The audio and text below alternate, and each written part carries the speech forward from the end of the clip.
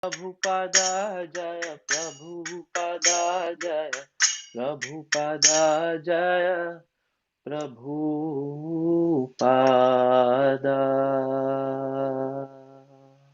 Hare Krishna. Dear devotees, thank you so much for joining today. We have a very, very special speaker who will be starting off this pastime on Nrsingadev and Prahlad Maharaj. I'll just, instead of introducing Chaitanya Charan Prabhu, I'll just read 4 or 5 lines that I just wrote during the Kirtan. Chaitanya Charan Prabhu he guides souls with gentle grace in the sacred dance of time and space. With words that soothe and heal, they teach us how to truly feel. His wisdom flows serene and deep, awakening the souls from sleep. With every step, we learn to see the beauty of our own divinity. Thank you so much, Chaitanya Charan Prabhu, for joining us. And whatever we are doing, little things that we are doing is based on the hearings, whatever I hear from you, the guidance, the blessings, the prayers. So thank you for joining our little group here and blessing us with your association. Thank you, Prabhu. Thank you. So I appreciate your artistry, although I question your the truth of what you said. Okay, thank you. Om Gyanatimidasya Gyananjanashalakaya Chakshurunmilitam Yena Tasmai Shri Gurave Namaha Nama Om Vishnupadaya Krishna Prishtaya Bhutale Shrimate Bhakti Vedanta Swami Iti Namine Namaste Saraswati Deve Gauravani Pracharani Nirvishesha Shunyavadi Paschatya Deshatharini Vanchakalpatarubhyascha Kripa Sindhubhya eva cha Patitanam Pavanebhyo Vaishnavebhyo Namo Namaha Jai Shri Krishna Chaitanya Prabhu Nityananda Shri Advaita Gadadhara Srivasadi Gaura Bhaktavinda Hare Krishna Krishna Krishna Hare Hare Hare Rama Rama Rama Hare Hare.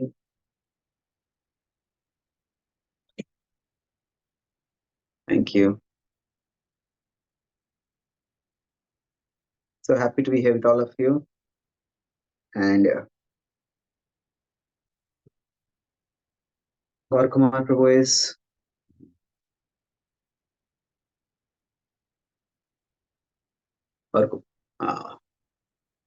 very close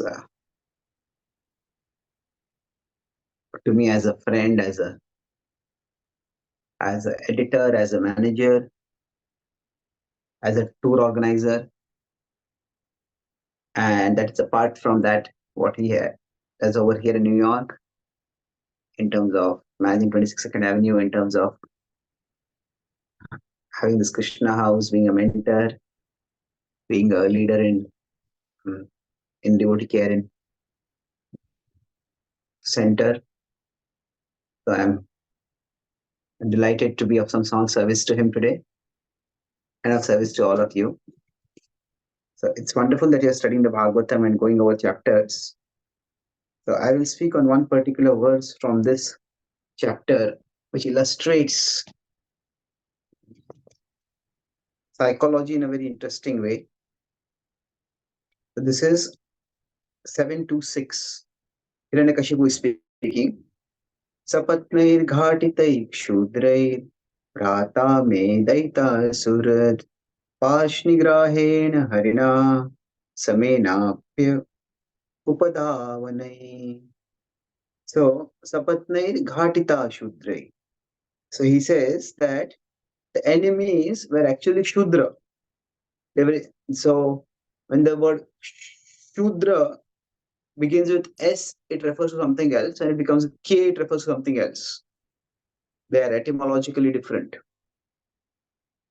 So Kshudrair, here it refers to insignificant, tiny. So although the enemies were insignificant and they had no power to defeat my brother, Bhrata me daitah suhrat. So Parshnigrahena. So his enemies could not kill him, but how did they kill him? By attacking from behind. Harina, who did that? Hari, which the Supreme Personality of Godhead. Samena api upadhavanai. So although he's supposed to be equal to everyone, what happened is that he, by the worship of the demigods, he became manipulated. He got carried away by the worship, and that's how he ended up doing something which he should not have been doing. So he's essentially here criticizing Hiranyakashipu. Hiranyakashipu is criticizing Vishnu. So generally speaking, okay, there's an echo over here. Can you please stop that? So generally, we often say when there is anger, anger makes one's lose one's intelligence. That is one possibility. But there's another possibility also. Anger lets one's intelligence lose. What that means is, loses one's intelligence means that the person just becomes irrational. Like sometimes some people are so angry, they're sputtering with rage. And they just can't speak anything. They scream and shriek and maybe pound their fists or whatever. They become irrational. That's why losing one's intelligence.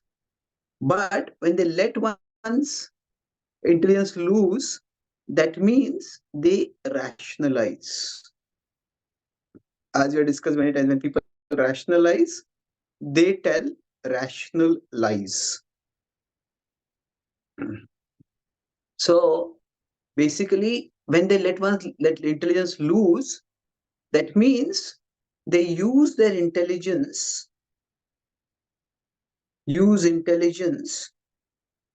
to justify many things. First is their emotions. Why am I so angry? Then they use it to justify their actions. What they are going to do, use their intelligence to justify their actions. And they may use their intelligence to justify even their evaluations, judgments. Let's put it as, so why am I thinking like this?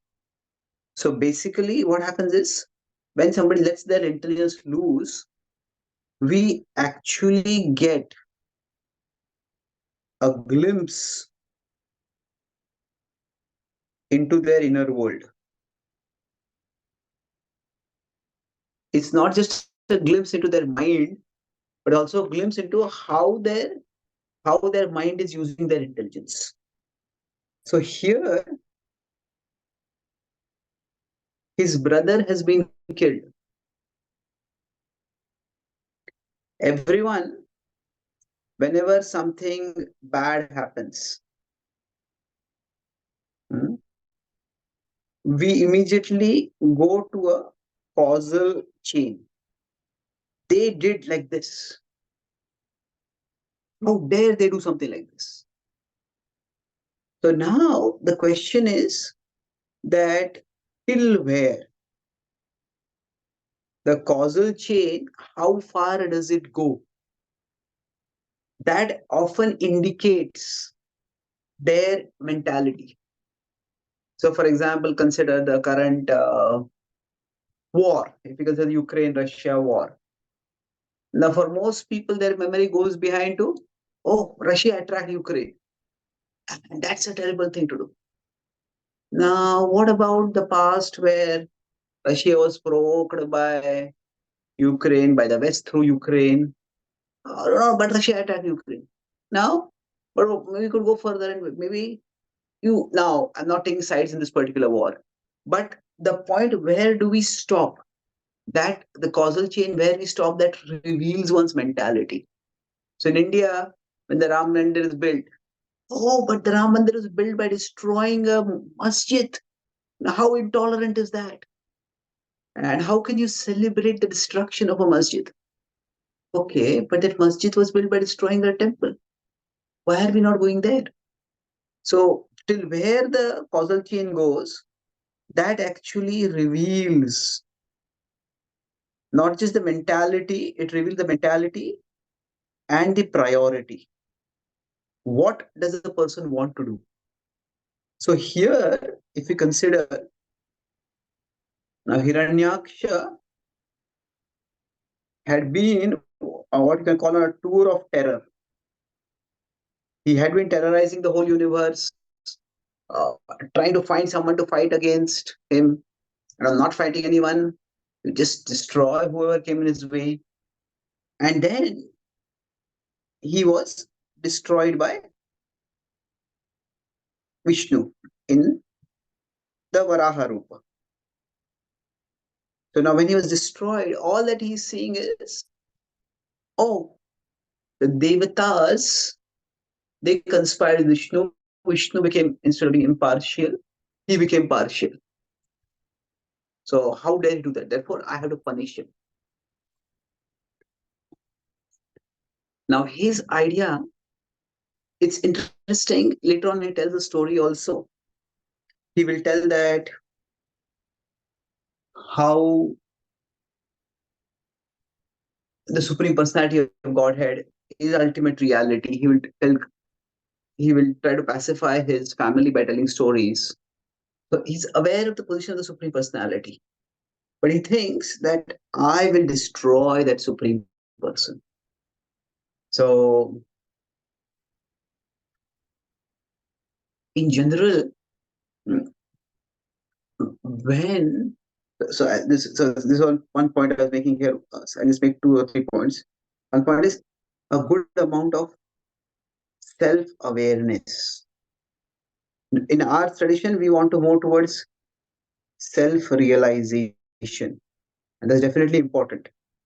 But the first step towards self-awareness is self-realization. And self-realization means to look deepward. What are my ideas? What is the intelligence that is leading to those ideas? And what is the intention behind those ideas? So, to the extent, Hiranyakashipu now, in one sense, he has absolutely no self-awareness. There are some people who tell lies, and they know that they're telling lies. And there are others who believe their own lies. And that's why they don't think that they're telling lies. They think that actually I'm telling the truth. This is how it happened. So when Hiranyakashipu shows a striking and alarming lack of self-awareness. Okay, he has done wrong. He has terrorized the universe. His brother has terrorized the universe. But he's saying, Dait Suhrut. He's saying that my brother was my well-wisher. My brother was so beloved to me. But then he has been killed. The fight is described between Hiranyaksha and Varaha, and there's no such thing as the Lord hit him from behind. The Lord actually, it was a fair fight, and finally the Lord Nanshalanti just touched him behind his ear, and that one blow destroyed him finally. So, and it's not that the Lord came from behind. So you could say in terms of ideas, the facts themselves are wrong over here. But you'll see remarkably, none of the demons question his version of history. Now, if you see his intelligence, is using his intelligence in the sense that he has a worldview. His worldview, in one sense, is right. But he is trying to invert or subvert the worldview. He knows Vishnu is supreme, but he thinks that by gaining power, I can destroy Vishnu. Now his intention is simply to prove I am right. I am the best. And everybody is bad. Anybody against me is bad. So basically, through this particular incident, we will see Hiranyakashipu's intelligence coming out. Even philosophical intelligence coming out. But Krishna talks in the Gita about in 1822 about knowledge. First, he talks about 1832 is knowledge in ignorance. And then in 1832, he talks about intelligence in ignorance. And Hiranyakashipu is demonstrating both. Knowledge in ignorance, Krishna says, take one thing to be everything. Yattu krutznavad ekasmin karye saktamahetukam. And then intelligence ignorance is sarvarthan viparitamscha. Consider dharma to be adharma, and adharmam dharmamitiya manyate tamasavritah. Sarvarthan viparitamscha buddhi sapartha tamasi. So knowledge Krishna uses more in terms of perception. How do we make sense of the world? And intelligence he uses is more in terms of translating intention to action. So we will see that Hiranyakashipu is a classic example of both knowledge and intelligence being in ignorance. He's pursued it all, he got the facts wrong, and he's using his intelligence, no doubt, but he's using his intelligence to come to a adharmic conclusion. Adharmam dharmamitiya. He says his conclusion is that Vishnu is to be blamed and therefore Vishnu should be killed. And to kill Vishnu, we have to destroy the sources of power of Vishnu. And thus, Hiranyakashipu's mentality is being revealed very vividly in this particular section.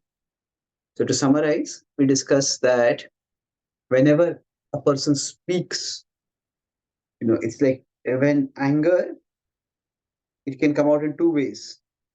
People lose intelligence or they let their intelligence loose. That means they give us a picture of how they rationalize. Here they become irrational. So in his case, this has happened. And in this, we saw how. What is he doing? In terms of he's giving an explanation, a causal chain he's drawing, but it is incomplete. And why is it incomplete? Because it's a self-serving explanation. He's already want to come to a particular conclusion, so it goes to a particular level. So when we look at a person's self-awareness or lack of their self-awareness, we can look at inward one by one. What are their ideas? What are they saying? What is their intelligence? And what are their intentions? And in this case, he got all three of them substantially wrong. And finally, I discussed how Hiranyakashipu is exhibiting both knowledge in ignorance and where he's perceiving only one part of reality, and he's exhibiting intelligence in ignorance. So while specifically the powers that Hiranyakashipu has are remarkable, and those are not what we have, but these are inner pitfalls that are very much relatable for us. We may say them in people around us, we may see them within us also. And the Bhagavatam offers us some warning to not succumb to such pitfalls through the example of Hiranyakashipu. Thank you very much. Hare Krishna. Thank you so much, Prabhu. Do you have time for one question? Sure, for one question. Yes. Anybody? Please raise your hands.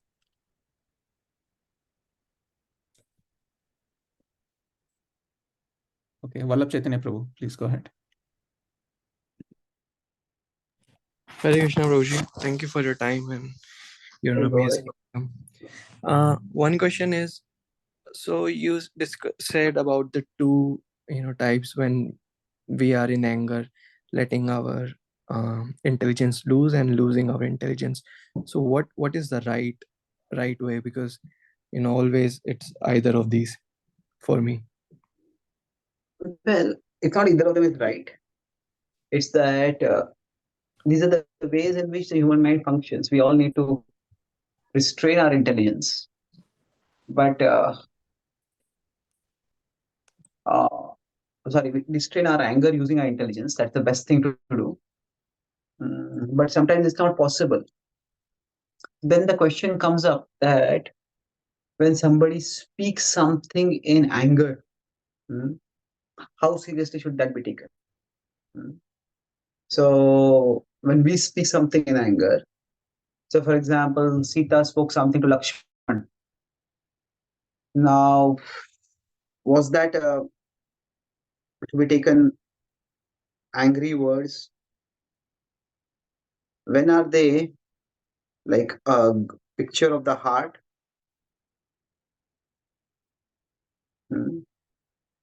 Or when are they just something a rush of the blood or something like that? Rush of blood, something which was never really intended, slip of the tongue. I think that's what we need to evaluate. Ideally speaking, intelligence should first restrain the anger, and then after that we process it appropriately. That means maybe we first calm ourselves, and then when we are calm, we write something down or speak with ourselves a little bit, talk with someone, and then after that deal with the issue. Anger cannot be suppressed for very long.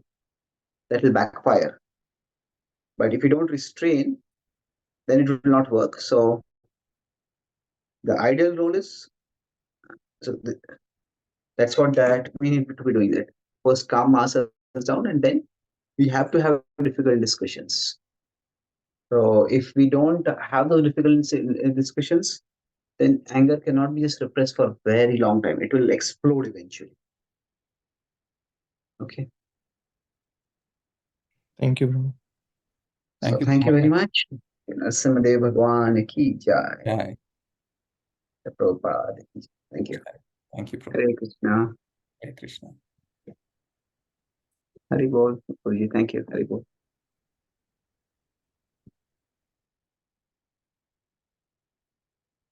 Jagannath Gopal Prabhu. Yes, Hare Krishna, dear devotees. So, yeah, Megha Mataji has her hand raised. Do you want to bring something up, Mataji?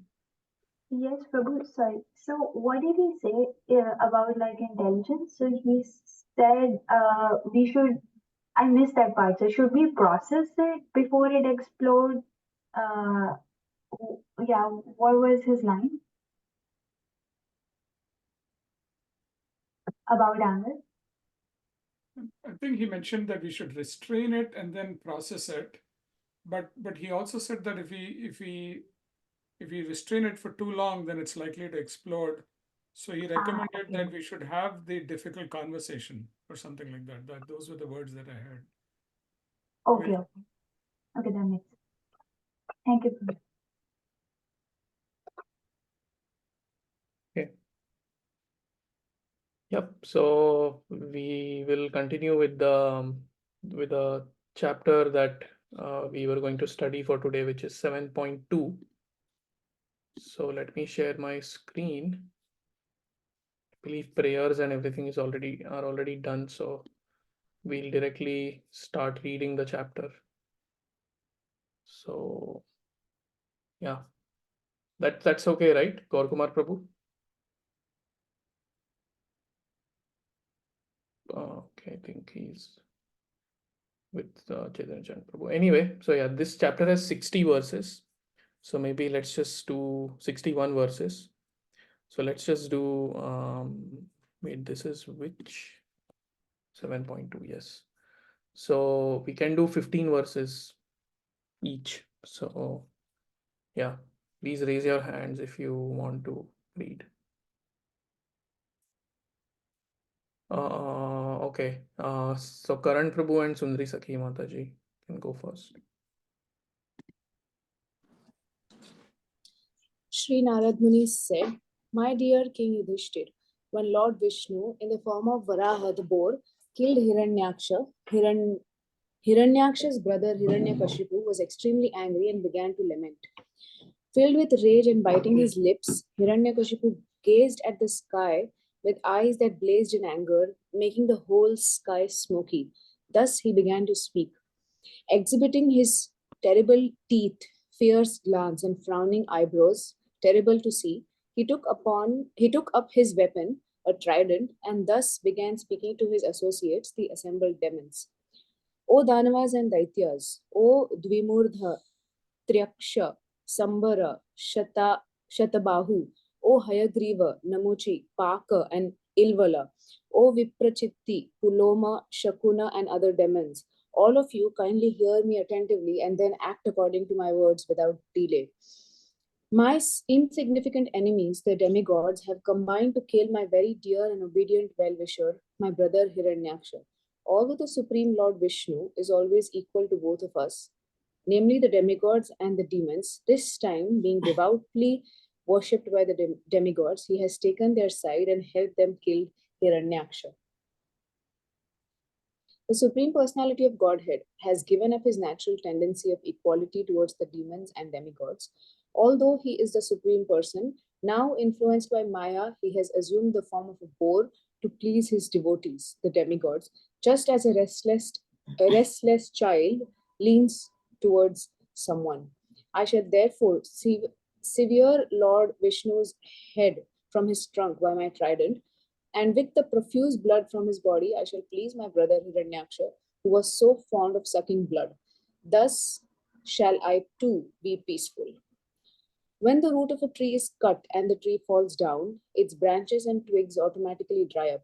Similarly, when I have killed this diplomatic Vishnu, the demigods, for whom Lord Vishnu is the life and soul, will lose the source of their life and wither away.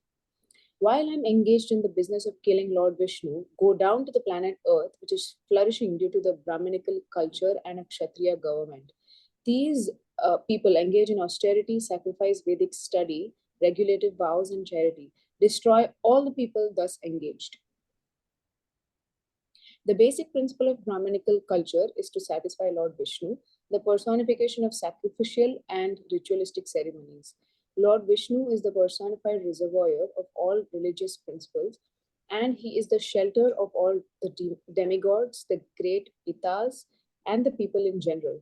When the Brahmanas are killed, no one will exist to encourage the Kshatriyas to perform yajnas, and thus the demigods, not being appeased by yajna, will automatically die. Immediately go wherever there is good protection for the cows and brahmanas, and wherever the Vedas are studied in terms of the Varnashram principles. Set fire to those places and cut from the roots the trees there, which are the source of life. Thus the demons, being fond of disastrous activities, took Hiranyakashipu's instructions on their heads with great respect and offered him obeisances. According to his directions, they engaged in envious activities directed against all living beings. The demons set fire to the cities, villages, pasturing grounds, cow pens, gardens, agricultural fields, and natural forests. They burned the hermitages of the saintly persons, the important mines that produced valuable metals, the residential quarters of the agriculturalists, the mountain villages, and the villages of the cow protectors, the cowherd men. They also burned the government capitals. Some of the demons took digging instruments and broke down the bridges, the protective walls, and the gates, gopuras, of the cities. Some took axes and began cutting the important trees that produced mango, jackfruit, and other sources of food. Some of the demons took firebrands and set fire to the residential quarters of the citizens. Thank you, Mataji. Yes, Nupur, you can go ahead. Thank you, Prabhu. Thus, disturbed again and again by the unnatural occurrences caused by the followers of Hiranyakashipu, all the people had to cease the activities of Vedic culture. Not receiving the results of the yajna, the demigods also became disturbed. They left their residential quarters in the heavenly planets and observed by the demons, and unobserved by the demons, began wandering on the planet Earth to see the disasters.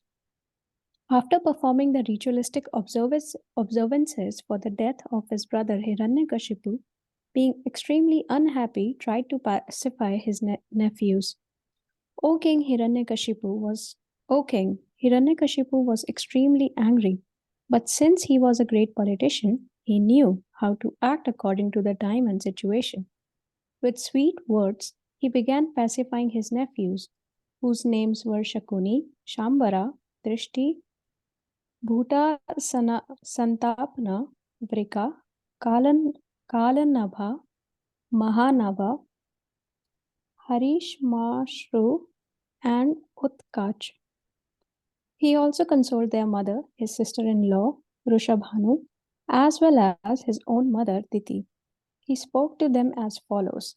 Hiranyakashipu said, "My dear mother, sister-in-law, and nephews, you should not lament for the death of the great hero, for a hero's death in front of his enemy is glorious and desirable. My dear mother, in a restaurant or place for drinking cold water, many travelers are brought together, and after drinking water, they continue to their respective destinations. Similarly, living entities join together in a family, and later, as a result of their own actions, they are led apart to their destinations. The spirit soul, the living entity, has no death, for he is eternal and inexhaustible. Being free from material contamination, he can go anywhere in the material or spiritual worlds. He is fully aware and completely different from the material body. But because of being misled by misuse of his slight independence, he is obliged to accept subtle and gross bodies created by the material energy and thus be subjected to so-called material happiness and distress. Therefore, no one should lament for the passing of the spirit soul from the body. Because of the movements of the water, the trees on the bank of a river, when reflected on the water, seem to move. Similarly, when the eyes move because of some mental dearrangement, the land appears to move also.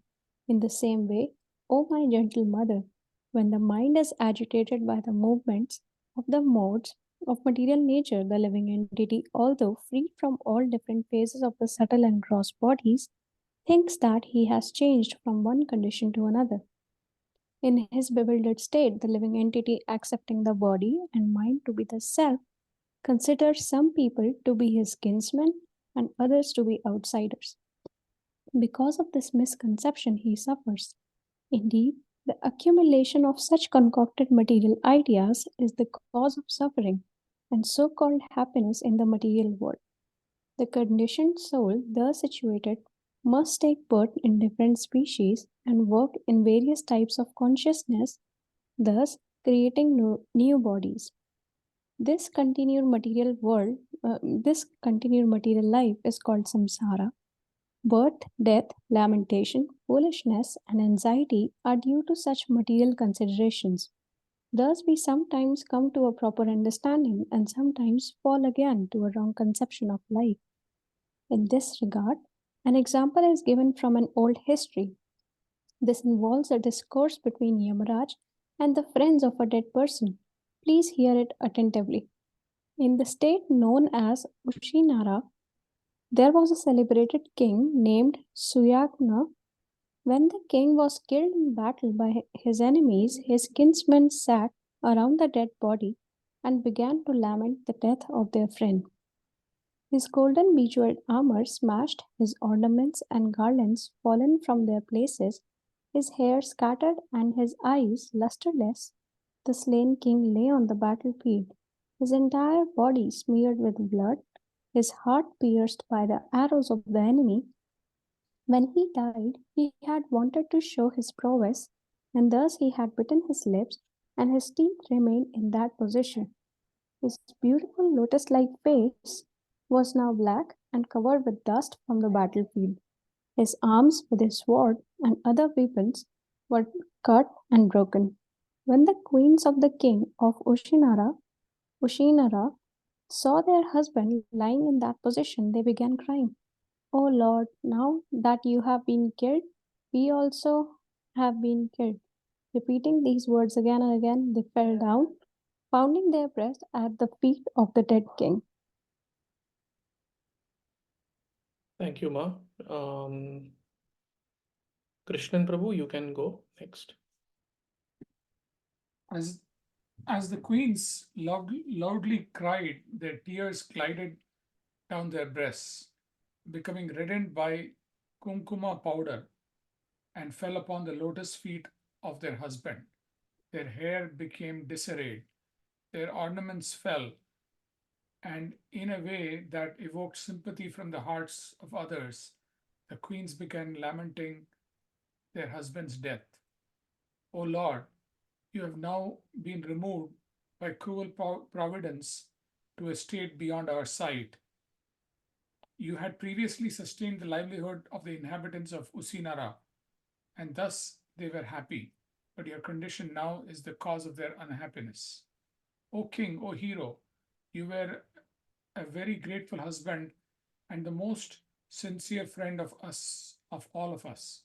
How shall we exist without you? O hero, wherever you are going, please direct us there so that we may follow in your footsteps and engage again in your service. Let us go along with you. The time was appropriate for the body to be burned, but the queens, not allowing it to be taken away, continued lamenting for the dead body, which they kept on their laps. In the meanwhile, the sun completed its movements for setting in the west.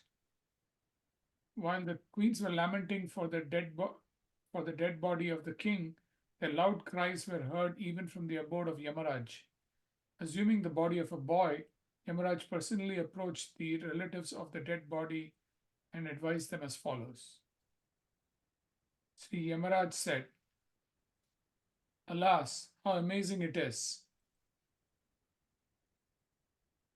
These persons who are older than me have full experience that hundreds and thousands of living entities have taken birth and died. Thus, they should understand that they also are apt to die, yet still they are bewildered. The conditioned soul comes from an unknown place and returns after death to that same unknown place. There is no exception to this rule, which is conducted by material nature. Knowing this, why do they uselessly lament? It is wonderful that these elderly women do not have a higher sense of life than we do.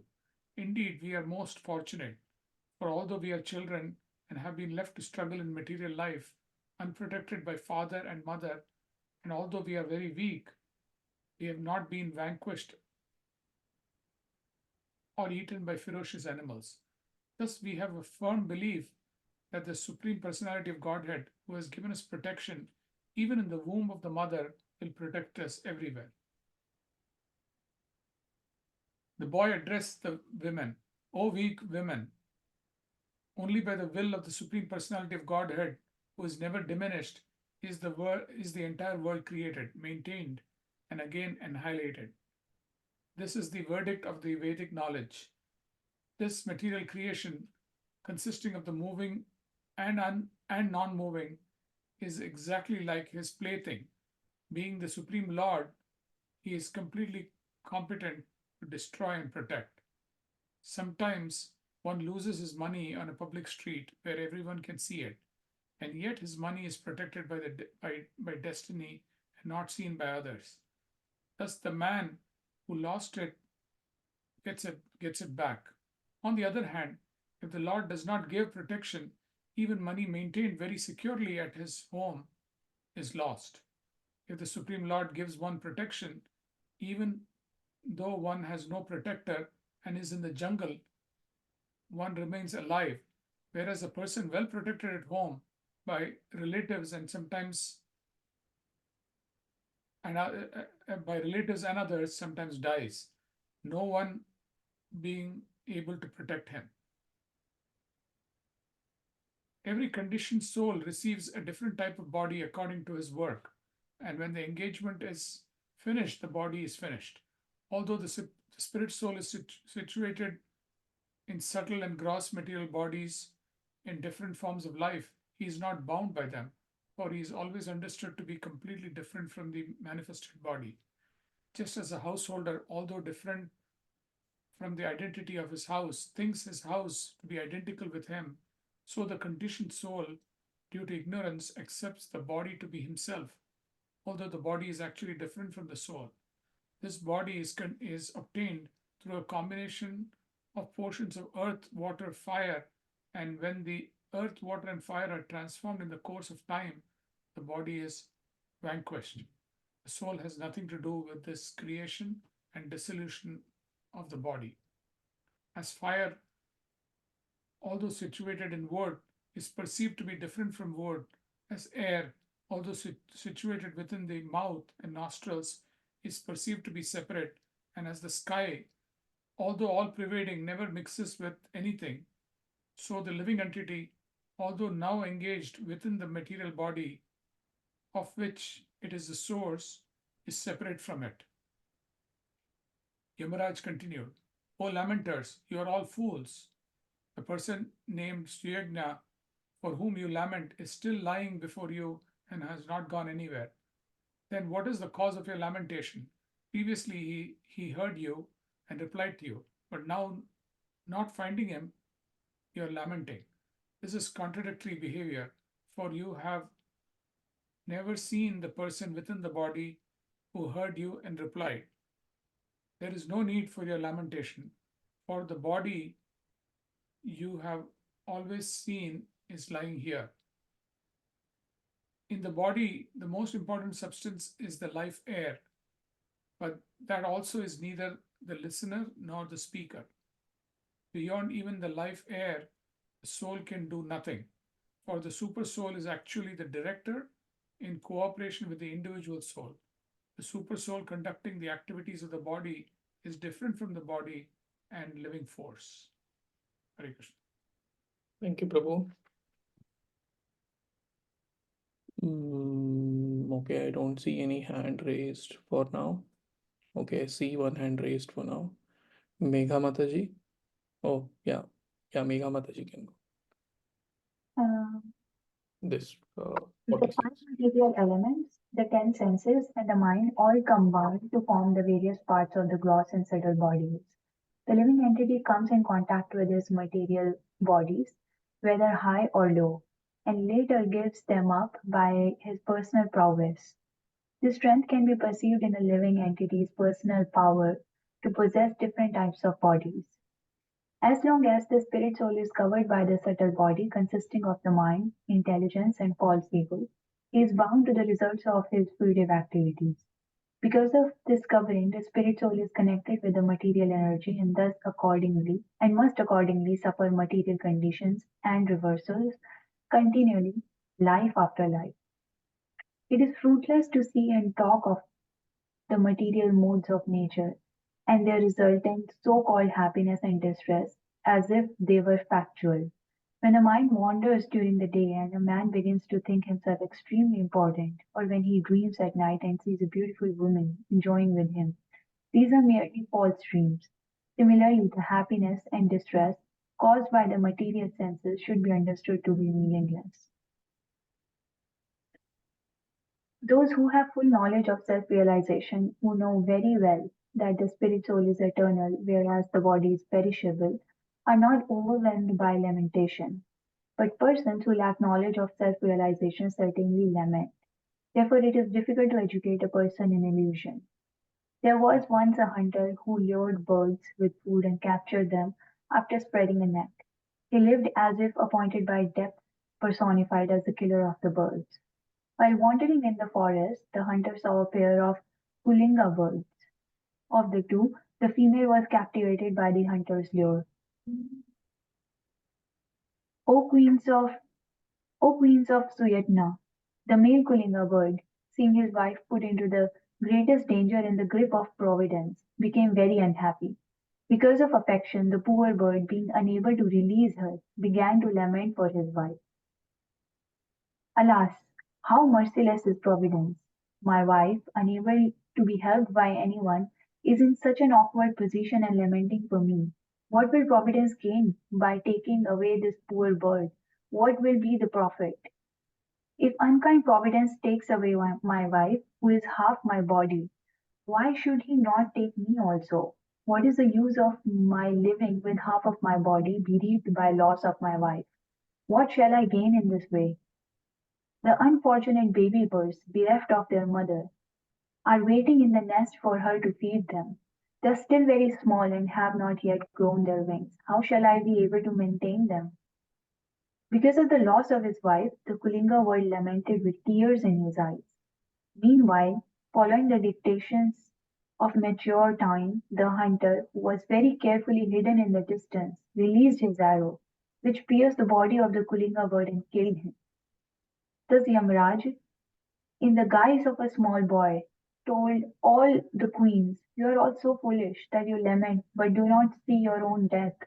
Afflicted by a poor fund of knowledge, you do not know that even if you lament for your dead husband for hundreds of years, you will never get him back alive, and in the meantime your lives will be finished." Should I continue, Prabhu? Yeah, you can complete the chapter. Okay. Hiranyakshipu said, while Yamaraja, in the form of a small boy, was instructing all the relatives surrounding the dead body of Suyashna, everyone was struck with wonder by his philosophical words. They could understand that everything material is temporary, not continuing to exist. After instructing all the foolish relatives of Suyashna, Yamraj, in the form of a boy, disappeared from their vision. Then the relatives of King Suyashna performed the ritualistic funeral ceremonies. Therefore, none of you should be aggrieved for the loss of the body, whether your own or those of others. Only in ignorance does one make bodily distinctions, thinking, "Who am I? Who are the others? What is mine? What is for others?" Sri Narad Muni continued, Diti, the mother of Hiranyakshipu and Hiranyaksha, heard the instructions of Hiranyakshipu along with her daughter-in-law, Sushabhanu, Hiranyaksha's wife. She then forgot her grief over her son's death and thus engaged her mind and attention in understanding the real philosophy of life. Thank you, Mataji. Thank you, dear devotees, for reading this chapter. If you have observed, this is so interesting that if you read these verses being spoken by Hiranyakashipu in an isolated way, if you hadn't known that Hiranyakashipu was speaking these words, it would have felt like, some sage is speaking these words. It is really amazing how knowledgeable Hiranyakashipu was. And that is something very interesting, that these demons, they are not like reckless people who just want to cause destruction and in a very haphazard way. They're extremely intelligent beings, as Chaitanya Charan Prabhu was also mentioning, how the intelligence being misdirected, right? One loses intelligence, and when one lets their intelligence loose, they lose their intelligence. The nice play of words that Prabhuji used. But yeah, that is the amazing part here, that and not only Hiranyakashipu, even many other demons, like even Jarasandha, for example, when Krishna comes and kidnaps Rukmini to take her away to get married to her, Shishupal is very much aggrieved, because Shishupal is supposed to marry Rukmini, but then Krishna has come and snatched her away from him in a sense. And at that point of time, when Shishupal is very much lamenting over his fate, Jarasandha is trying to pacify him, and Jarasandha is also speaking very, very lofty philosophy, saying that, oh, everything is under the control of the Supreme Lord and things like that. And although the Supreme Lord was right there present amongst them, right? So in this way, these demons are not, simpletons. They're extremely intelligent people, but the only problem is their intelligence is completely misdirected. And their intelligence is misdirected to an extent that they can utilize it to any extent possible to, even go against the Supreme Personality of Godhead. So Prabhupada writes here in a purport, 7:221. Although Hiranyakashipu was a demon, he had Vedic knowledge and understanding. Actually, let me share my screen and discuss it. Yes, as Krishnan Prabhu mentioned, Hiranyakashipu Gita. Yeah, very well said. So this is 7-21. We look at it. Let me take the purports.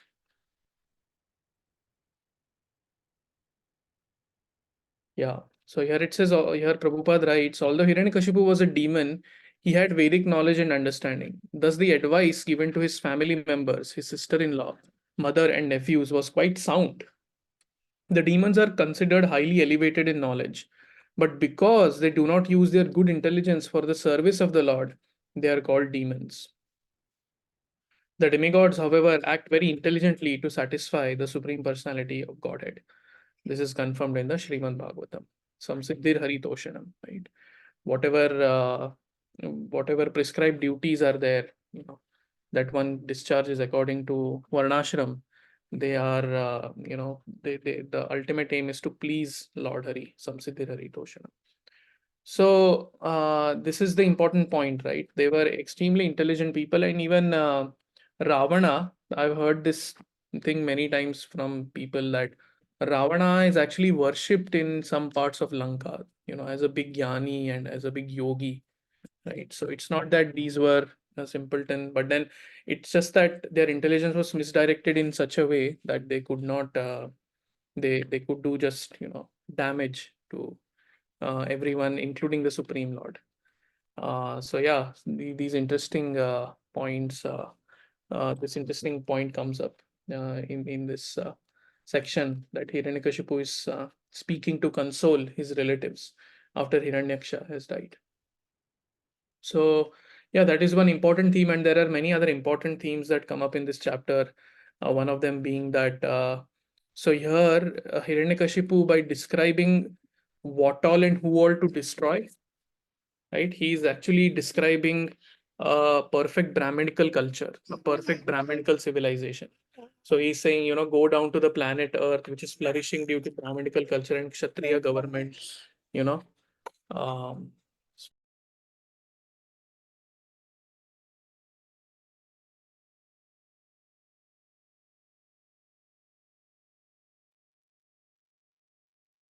You're muted, Jagannath Gopal Prabhu. Yes. sorry, I was waiting for Aishwarya to come and take the floor. So yeah, so in the process of giving these instructions to his servants, to his subordinates, Hiranyakashipu is actually indirectly describing a perfect Brahminical culture. So he's saying, go and destroy this these go on the earth planet which is flourishing due to Brahminical culture and a Kshatriya government. These people engage in austerity, sacrifice, Vedic study, regulative vows, and charity. Destroy all the people thus engaged. So here he's indirectly describing what is a good Brahminical culture, what is a good civilization, human civilization. The basic principle of Brahminical culture is to satisfy Lord Vishnu, the personification of sacrificial and ritualistic ceremonies. And in this way, he goes on describing, telling what all to destroy and things like that. And then they go on a rampage, destroying, troubling all these people and killing them and whatnot. So yeah, so that's something that comes out here. How and Prabhupada mentions in the purports also in detail how should a civilization be managed, right? There are the Brahmanas who are like the head of the society, who are dedicated to serving the Supreme Lord and who are predominated by Sattva Guna, and they guide the Kshatriyas to, administer the true laws and, rules in the world and make sure that, the subjects are ruled in a proper way. And there are the Vaishyas who earn, who Krishi Goraksha Vanijyam, right? They take care of the cows, they do agriculture, and in that way they produce food grains, they produce milk. And then there are the Shudras who assist the other three Varnas. So in that way, that's the, and all of these four classes, there is nothing higher or lower here in a sense, but it's just the different roles that each class plays. And in this way, all the four classes together move towards the Supreme Personality of Godhead. So like that is one theme that comes here, that how the perfect Brahminical culture exists and is maintained. So yeah, apart from that, there is nothing. There is one important purport that I would like to read out, just 46, verse 46. So we spoke about misdirected intelligence, right? So how do we get that intelligence back on track? And this seemed to be like a nice way to put it, that Prabhupada writes. The conditioned soul has knowledge, and if he wants to fully utilize the gross and subtle bodies for his real advancement in life, he can do so. It is therefore said here that by his intelligence, Svena Tejasa, by the superior power of superior knowledge, achieved from the right source, the spiritual master or Acharya, he can give up his conditional life in a material body and return home back to Godhead. However, if he wants to keep himself in the darkness of the material world, he can do so as well. So, and Prabhupada quotes this well-known verse, Yanti Deva Vrata Devan, Pitran Yanti Pitravrata, Bhutani Yanti Bhuteja Yanti Madhyachinopima. So, the way we use our intelligence to do a particular thing, that way, the Lord will guide us, and that's what we will achieve. So, those who worship the demigods will take birth amongst them. Those who worship the ghosts and spirit will take birth among them. Those who worship ancestors will go to the ancestors, and those who worship me will live with me, Krishna says. So yeah, that is these are some important themes, and this is a highly philosophical chapter, and a lot of knowledge about the soul is being disseminated here by Hiranyakashipu to his relatives. I mean, for crying out loud, Hiranyakashipu is quoting Yamraj, story of Yamraj. So his discourse is all complete with everything. His discourse has philosophy in it. His discourse has a story in it. His discourse has an example in it, and that too not an ordinary example, an example of Yamaraj, right? So it's definitely this Hiranyakashipu is not an ordinary person who doesn't know anything. He knows everything very well, but still willingly he has turned against the Supreme Lord. So yeah, one more reflection here is that, however much knowledge we attain, it is, knowledge on its own is not going to transform our hearts, right? Knowledge on its own will make us discern reality, from illusion, but knowledge on its own it's difficult to, for knowledge on its own to take us to the highest perfection of life, to the highest happiness. For that, we actually need bhakti. As Krishna also says, Bahunam Janmanam Ante Jnanavan Mam Prapadyate. Vasudeva Sarvamiti Samahatma Sudurlabha. After many births, Bahunam Janmanam Ante Jnanavan, such a Jnanavan person, a person who is in true knowledge, Mam Prapadyate, surrenders unto me. And what is his conclusion? Vasudeva Sarvamiti. Only Vasudeva, is the Supreme Lord. Vasudeva is what, who exists. And Samahatma Sudurlabha, such a person is very rare. So that is one more reflection, that mere knowledge, speculative knowledge about matter and spirit, it will help. It is definitely the foundation, but if that foundation is not coupled with the foundation of loving devotion to the Lord, then that knowledge is just a dry element in our being, and it will not give us true happiness. So yeah, that's all I had. If there are any reflections, questions, please share. Yes, Megha Mataji. Thanks, Prabhu, for summarizing it so nicely. So this was a great chapter, and so what I took from it was a great example, like how he knew everything. Even then, when he was under the influence of anger, how he just, despite knowing it, he acted very differently. So I think my question is like, so this is understood that he was angry and then he took some action, like he instructed his nephews to destroy the earth. But like when he's telling the knowledge, it seems like he's sort of coming back in control when he's trying to pacify others. So did he later rectify his own mistake? Like, did he take back his orders? Oh, no. In fact, he far from taking back his orders, he went ahead and, made more, tried to do more destruction. So, see, that is the thing.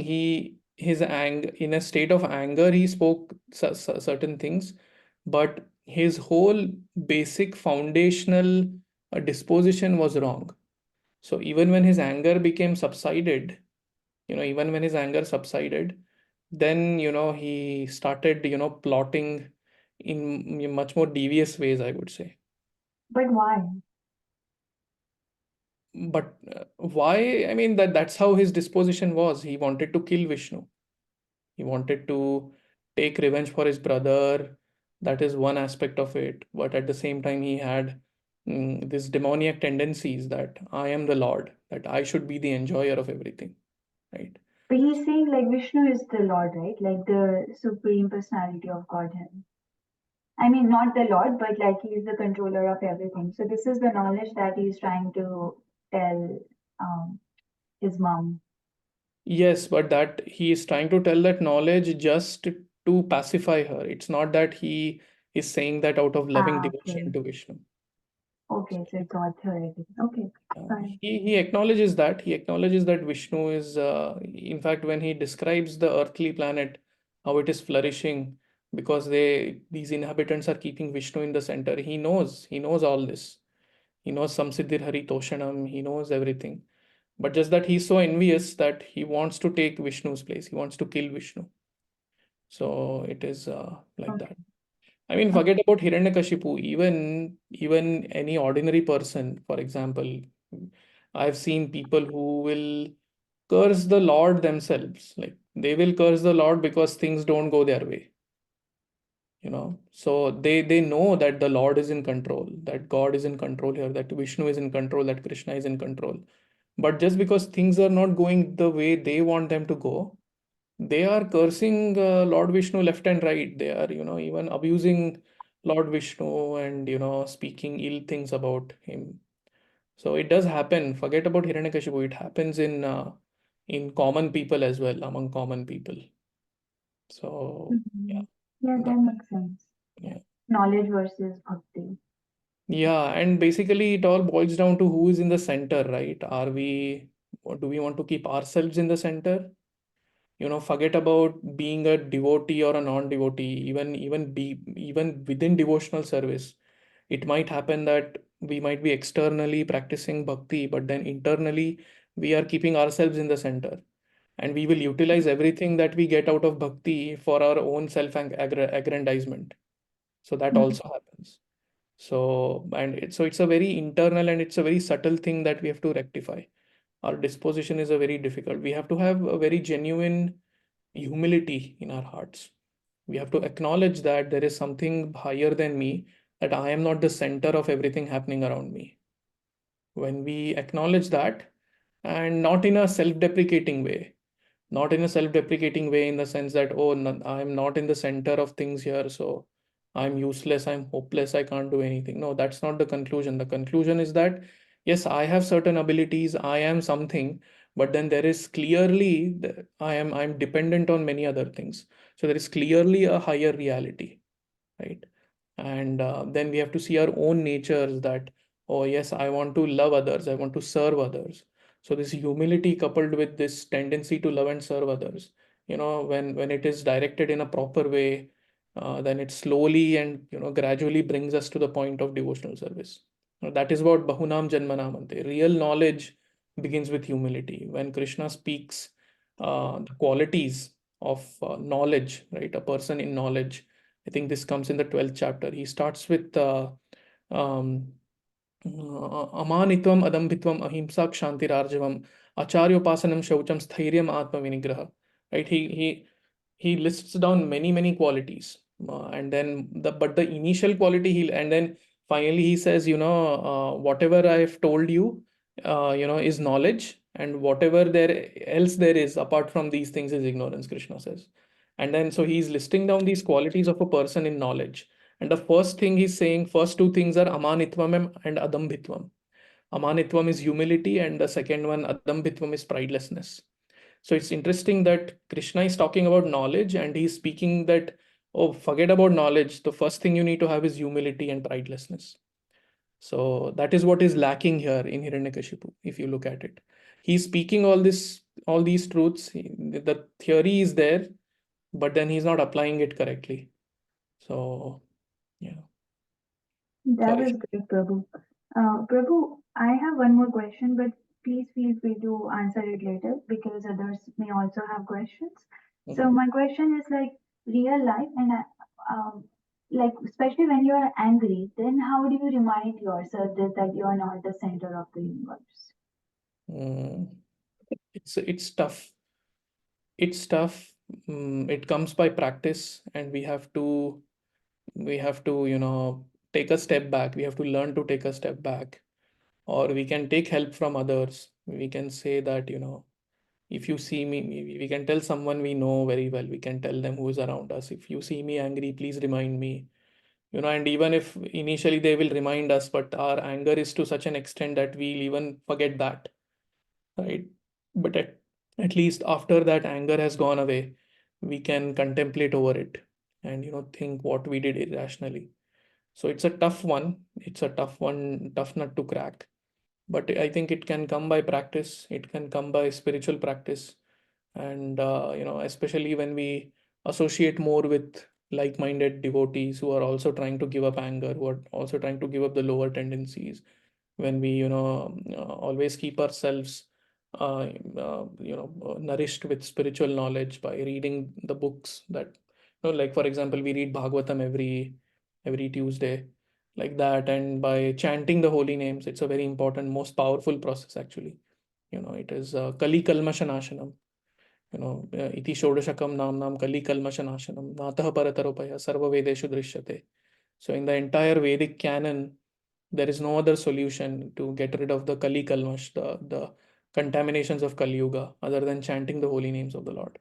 And then by taking prasadam as well, diet, by eating food that is offered to the Lord. So by doing these four things, um, we will not realize the effects of these four things in overnight.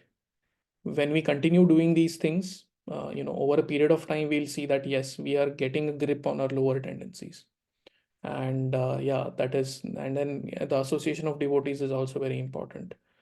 We can have like somebody who is close to us, and we can take their help also. But yeah, others can add. I don't want to get ahead of myself by saying lofty things, so others can also answer this question.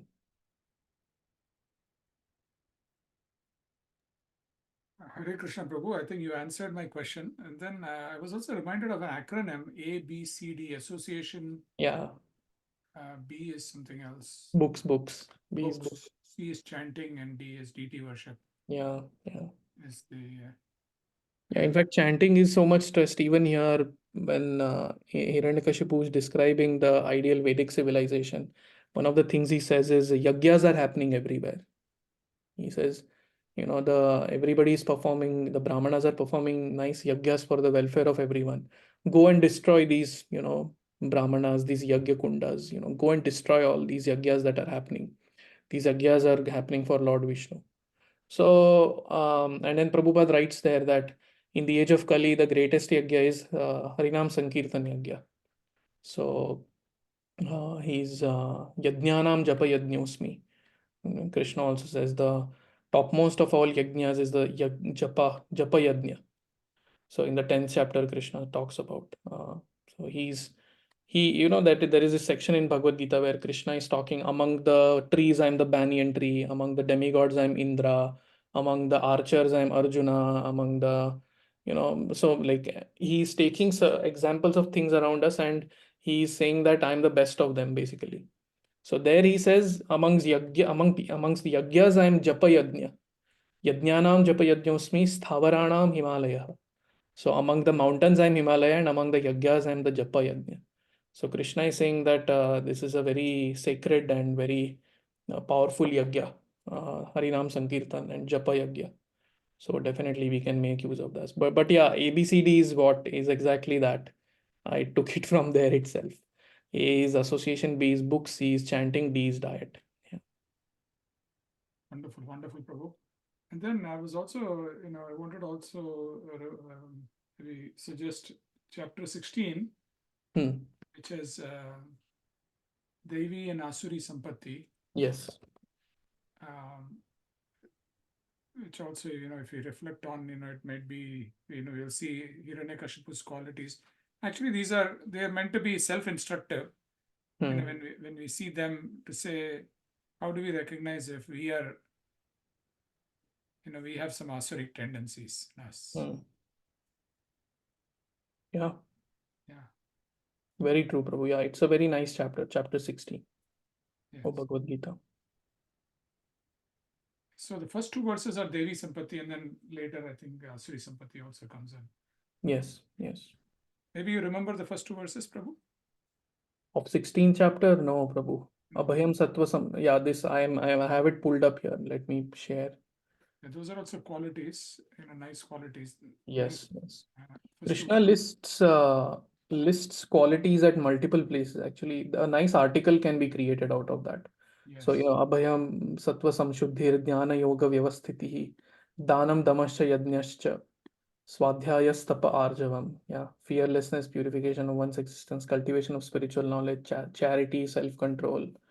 Yeah, that is good. And there is Amanitvam, Adambhitvam. This is one Bhagavad Gita, BG 13.8-12. Yeah, this is the one that Amanitvam, Adambhitvam, the one that I was quoting. And then there is one Adveshta Sarva Bhutanam. Yeah. 12th chapter, yeah. Yeah, so Chapter 13 chapter and 16 chapter, all three have a lot of good qualities. Yeah. Yeah, one who is not envious but is a kind friend to all living, and one who does not think himself proprietor, who is equal to in both happiness and distress, tolerant, always satisfied, self-controlled, and engaged in devotion service with determination. His mind and intelligence fixed on me. Such a devotee of mine is very dear to me. Yeah, yeah. Enlisting of qualities. Interesting theme across the Gita. Yeah. Yeah. Anyway, any other thoughts, dear devotees? I know the thoughts, but he mentioned difficult conversation. It says Chaitanya Charan Prabhu. Mm. So there is a book called Difficult Conversations. I don't know if anybody has read it. It's a good book. Yeah, I found it very useful. It starts with it's actually the first thing that it recommends. The book recommends, which I remember, is our contribution to the problem. So it says, if you're really angry or something and you want to, then first it suggests that look at how, I myself contributed to the issue at hand. So it starts with that. That particular book starts with that, and then it goes to 3-4 other steps. Yeah, nice. Yeah, I'm looking it up. Nice book. Yeah. And this is Bruce Patton, Douglas Stone, and Sheila Heen. Is that the one? It was from a Harvard project. Read the description. If it says Harvard project, then that's the right one. Harvard Negotiation Project. Yes, it was. Yeah, it was in part of our curriculum. And, nice. Yeah, the same authors. Yeah, Douglas Stone, Bruce Patton, and Sheila Heen. Right. You'll find the gist. You'll find the abstract online. That may be good too. The book itself is a good read, but nice. Yeah. Thank you, Prabhu. Okay, dear devotees. So, any yes, Nupur can find the PDF in 2 minutes. Okay. So, any other thoughts or reflections? Going once, going twice, going thrice. I just wanted to wish several devotees who are going to India in the next couple of days. So first of all, Aishwarya Mataji is leaving tomorrow, right, Prabhu? Tomorrow night is her flight. Yes. And we're really going to miss Aishwarya Mataji, and not just us, but even the deities are going to miss Aishwarya Mataji's seva. so nicely. She and sincerely she's been and lovingly making garlands every week, week after week, and for all the festivals. So much seva. Overnight, she stays back and does jewelry and the DT dresses and things like that. So, and also she's been so integral to our Krishna House programs. So she'll be going to India for how many months, Prabhu? 3 months? So almost 2 months, but there are some changes in plans, so we might stay for 2.5 months. 2.5 months. So definitely she'll be missed. And I don't know if she's hearing, but yeah, just please wish her on our behalf, Prabhu.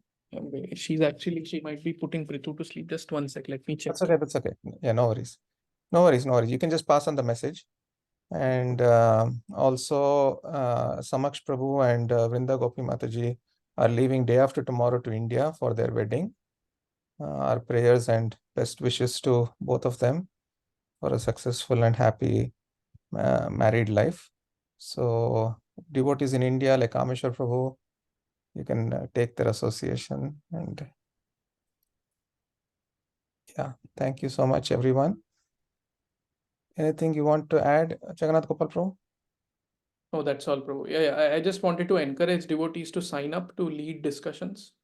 So we have many more chapters for in this section. So very beautiful chapters. So yeah, that's it. That's it. Okay, thank you, Prabhu. Vanchakalpatarubhyascha kripa sindhubhyascha patitanam pavanebhyo Vaishnavebhyo namo namah. Anantakoti Vaishnavrinda ki jai. Srila Prabhupada ki jai. Jai. I just had one small announcement. So tomorrow, Chaitanya Charan Prabhu is giving a class in Bergen in one devotee's home. So if anybody would like to join, please message me privately. I'll send you the address. Haribol, Girija ki jai. Oh, so sweet. Thank you so much for sharing. Well, Vamsidhar Gopal Prabhu. Very beautiful. Spotlight for everybody. Oh, Girija. Oh, And if you sing, she'll smile. If she sings, she'll smile. Hare Krishna, Krishna Krishna, Hare only mom Hare. has to sing. Only mom has to sing, yes. Yeah. Yeah. Hey Girija, Haribol. Wow. Thank you. Thank you, Prabhu. Thank you, Mataji. So And nice to see both of you also. Thank you so much. Haribol, Hare Krishna. Hare Krishna, dear devotees. How are you, Vamsidhar Gopal Prabhu? How was it being a father? You're muted. Muted. Yeah, it's getting better, Prabhu. 2 months where like we didn't know what's happening. Now, yeah, sleep deprived.